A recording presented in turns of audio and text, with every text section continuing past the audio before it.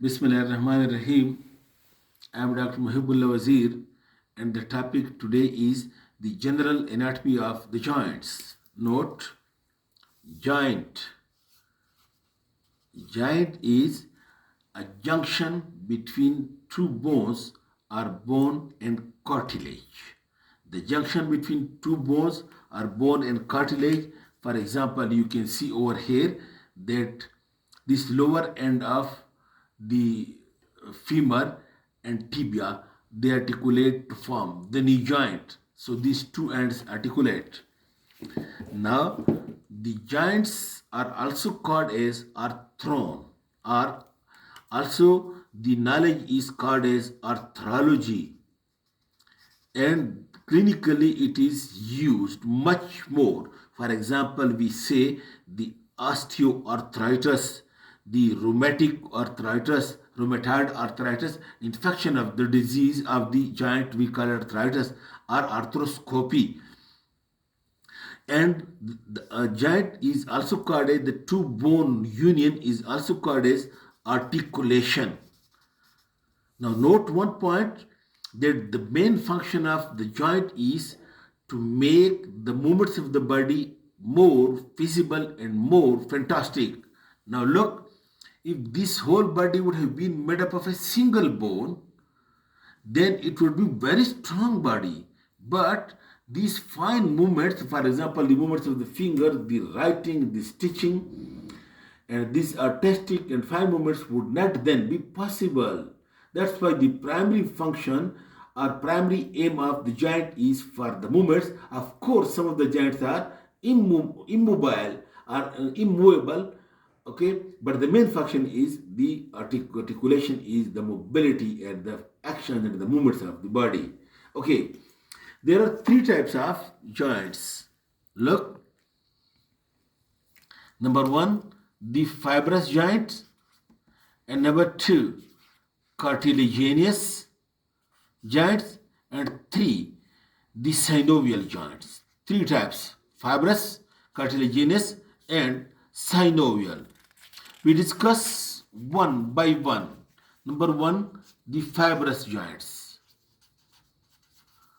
Fibrous joints are those joints in which the movements are either fully absent, not movable, or very less or negligible movements.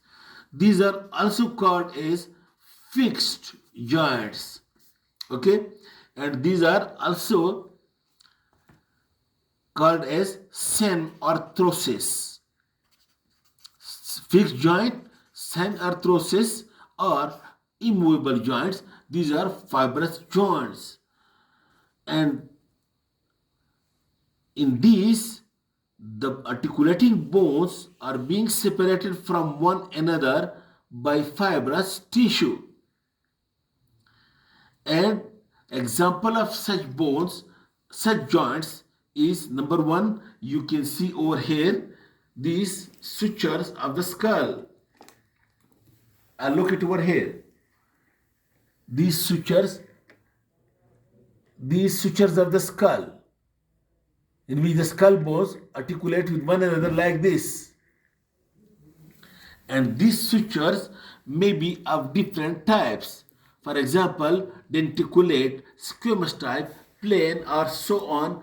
This is one of the example, and these are fixed joints. And second is the syndesmosis. These are sutures. Second type of the fibrous joint is syndesmosis. In syndesmosis, little bit movement is being possible at the joints, and for example, you can see over here the joint between the lower ends of the tibia and fibula. Over here you see this joint between the lower end of the tibia and fibula. This is called as syndesmosis. And the third type of the fibrous joint is the gum fossis. Gum fossis is the joint, look, it is also again immovable joint, while it's in syndesmosis, little bit joint is being permissible, in which, look, for example, in mandible and maxilla, there are sockets, and in these sockets the root of the teeth are being fixed. That is the joint between the root of the tooth and the socket in the mandible or the maxilla. So gum fosses, syndesmosis, and skull sutures, these are the examples of the fibrous joints. Okay, and then the second type of the joint is the cartilaginous joints. Cartilaginous joints are again of two types: primary cartilaginous, primary, and secondary cartilaginous. Okay, the primary cartilaginous joints, which are also called as synchondrosis. In this synchondrosis, these look, it's like that usually in long bones, what happens that, let me say, this is one bone, this is the head of the bone, this is the shaft, this is also called as epiphysis, and this is being called as diaphysis. What happens that in growing bones there is over here present a cartilaginous plate. A hyaline cartilaginous plate is being present over here between the epiphysis and diaphysis of these bones. And the function of this hyaline cartilage, which is called as epiphyseal plate, from which new cells are being formed on both sides, and in this way the bone increases in length, because it is the hyaline cartilage, the epiphyseal plate is basically meant for the growth of the bone, and it is present in the young people. That's why it's called a primary. But when the growth of the bone is being completed, then this hyaline cartilage finishes away, and the diaphysis and epiphysis unite with one another as a bone.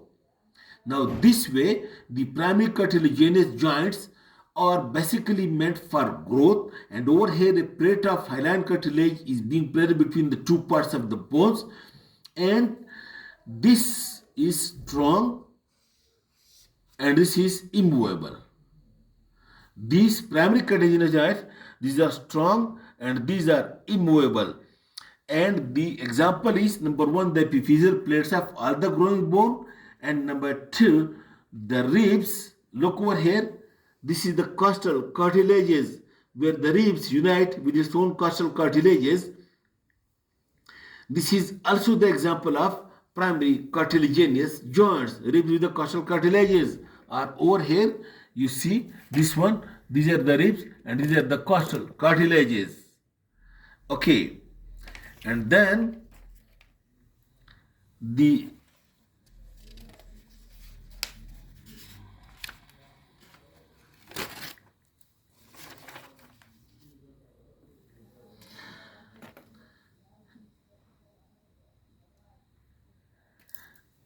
secondary cartilaginous joints.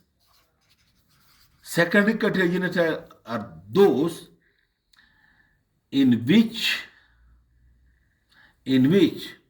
look, this is one bone end, this is another bone end. The bony ends are being covered by thin, shining hyaline cartilage. If you go to butcher house and when you open the joint, you will see the ends of the bone are being covered by a thin, bluish, white, shining cartilage. That is actually the hyaline cartilage. The ends are being covered by plate of hyaline cartilage, and this lamina of hyaline cartilage, these are being united with one another by a fibrous cartilage or fibrous tissue. Such joints are being called as Such joints are being called as secondary cartilaginous joints. For example, you see over here this pubic surfaces. That is one pubic bone, another pubic bone. The two pubic bone surfaces are being covered by hyaline cartilage and connected with one another by fibrous cartilage or fibrous tissue. This is being called as symphysis pubis, and such joints, symphysis pubis, these are having a very limited movements. And these symphyses are symphysial joints or symphysis or secondary cartilaginous joints, a very limited movements are present, and they say that most the symphyses are mostly in the midline of the body. And then the third type is the synovial joint. Note the point. Synovial joints are the most freely mobile joints in the body, and most of you see over here these limb joints, the shoulder joint and the elbow joint and the hip joint and the knee joint. All these, look over here, this is the knee joint and this is the knee joint. These are synovial joints. These are the freely mobile joints. Now this synovial joint have some characteristics, special characteristics, which is not being present in others. Number one, the bony ends are being covered. The bony ends are being covered by a thin, slippery hyaline cartilage. This specially you will see when you go to the butcher's house and open the joint. The bony ends will be being covered by a thin plate of hyaline cartilage, which is very slippery. And number two, the joint is being surrounded by a capsule. Note the point. Look, let me say this is the knee joint. Over here, a sheet made up of fibrous tissue, like the epidurosis. A sheet of fibrous tissue. Look over here. Let me say like this. It is being attached to the margins of this is articulating surface.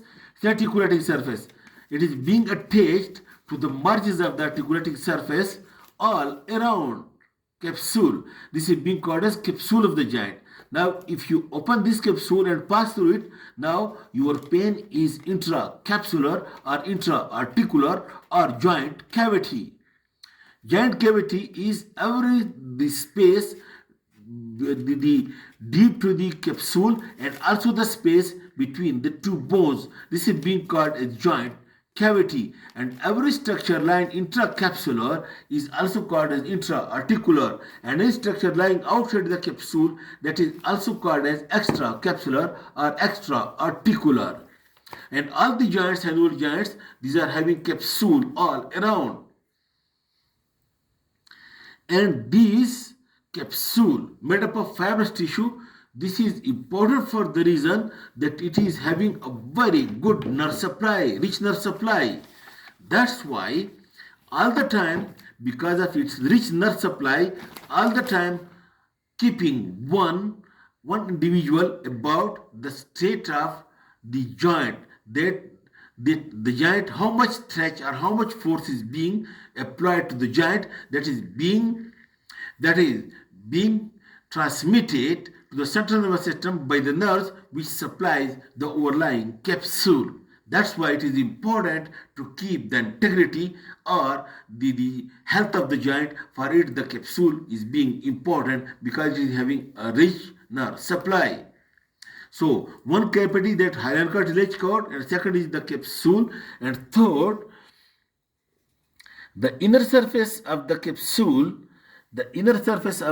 Let me say, this is one bone, this is another bone, and let me say that this is the capsule surrounding it. The inner surface of the capsule and the articulating surfaces are all being lined by a synovial membrane.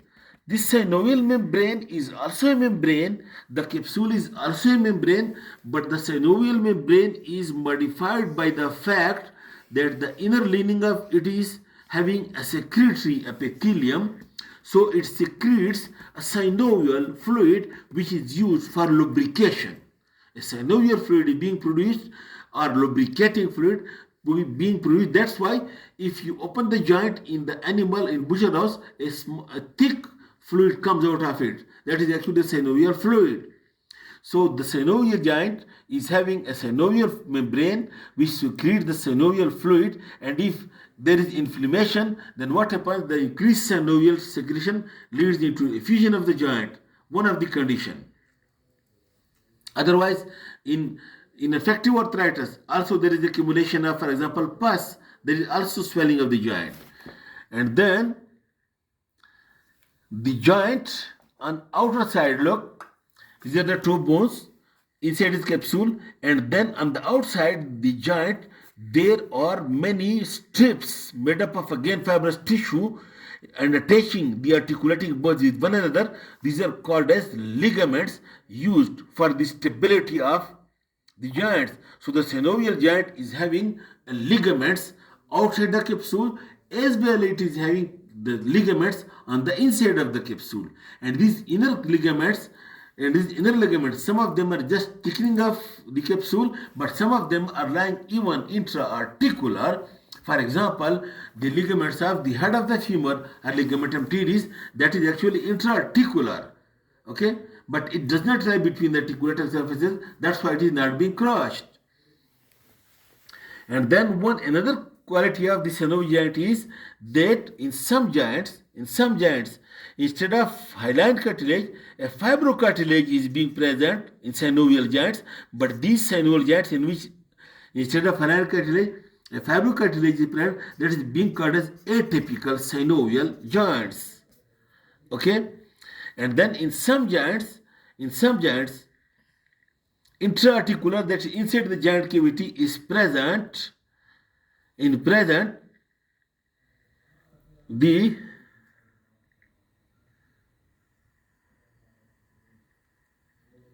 okay,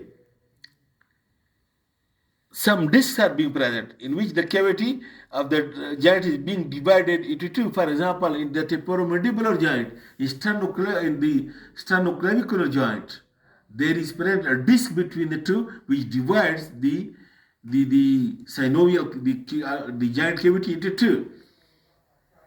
While in some joints there is a pair of flares. Is being present. For example, in the hip joint, which is called as Haversian pair of fat, are also present a pair of fat in the knee joint. So these are the characteristics of the synovial joint, that is hyaline cartilage covering, and then the capsule, and then the synovial membrane having synovial fluid, and then the ligaments inside and outside, and then some atypical fibrocartilage, and then the intra-articular disc may be present, or then the fatty paired flare may be present. This is all about the synovial joint. And then what are then the types of synovial joints? We discuss it in the next lecture. Thank you very much.